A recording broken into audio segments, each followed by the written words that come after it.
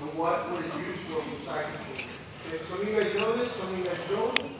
We're going to take it really easy. I'm going to add details as the month goes, but I want you to form your own movements. Okay? So your movements are going to be based on the hip escape. Later on, we'll start adding more details as time goes. Okay? Now, for this right here. This position that James is in right now is known as number 2 position. Okay, over under. He's underneath my head, he's over my body. Okay, from this position, he should be trapping my elbow, which doesn't allow me to put it on the ground. This elbow that he's trapping is the elbow that I put down on the ground when I turn. You guys remember that in the hip escape? I put this elbow down to turn. If I'm not able to put that elbow down, I cannot turn. So, what James is going to be doing is effectively controlling me. He's not going to allow me to hip escape. Okay, so there's a couple of things I have to do before I start this hip escape. Okay, one, I don't want to be holding. Okay, this may seem like the most sane thing to do. Please don't hurt me. Okay? But what you're actually doing is you're helping him put pressure on you. You're helping him. Okay? And you're not allowing yourself the freedom to escape. It's like you're trapping yourself. What I want to first do is I want to create a frame in front of his face. So I'm going to come and bring this hand over his head, or I can rotate my wrist underneath. So I can go over his head if I can, or I can go and rotate my wrist underneath here.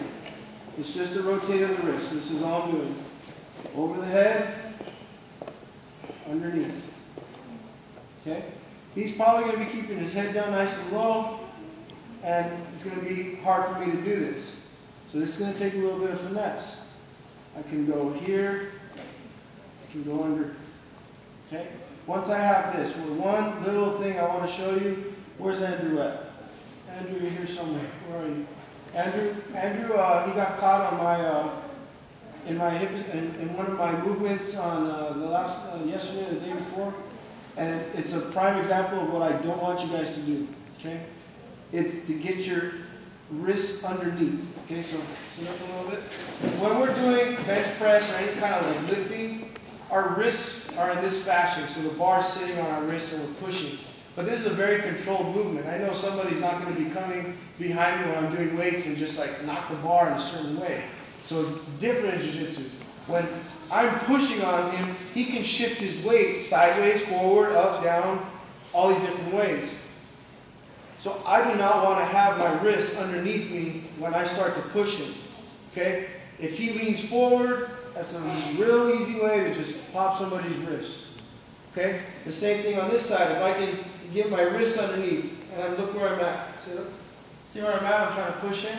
I'm probably really strong here. I'm probably doing a real good job of pushing him up. He shifts his weight to the side, you're going to pop your wrist. So this is where our T-Rex arms come in.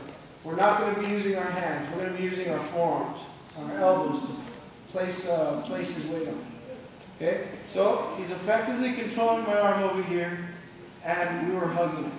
So first step, we're going to rotate our wrist underneath. This is the one I like to do the most.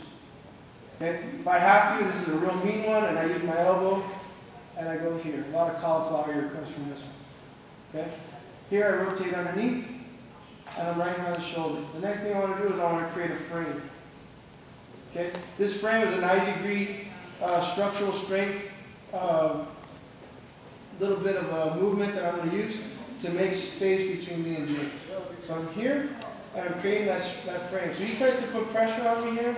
It's a lot harder because, one, I got this forearm in front of his face. He needs his head to put pressure on me. And the other thing is I'm going to start to make a little bit of space underneath it. It's better than having the shoulder right on my face and turning my head to the side. I need to get out of here, and I need to do it quickly.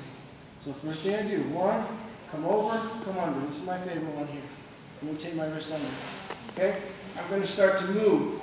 The other thing I'm going to do is I'm going to move my feet away. I'm going to move my feet away, and I'm going to drag my hips out to the side.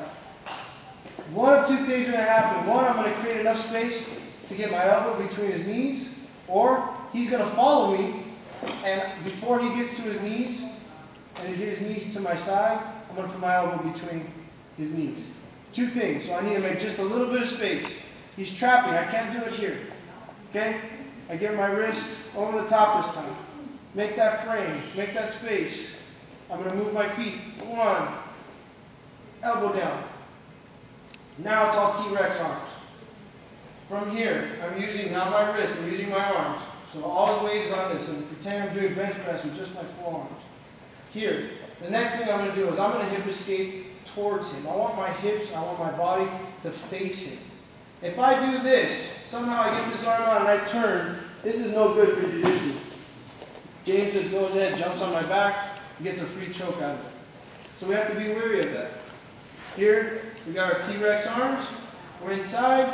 I'm going to move away, and I'm going to start to push and hip escape out.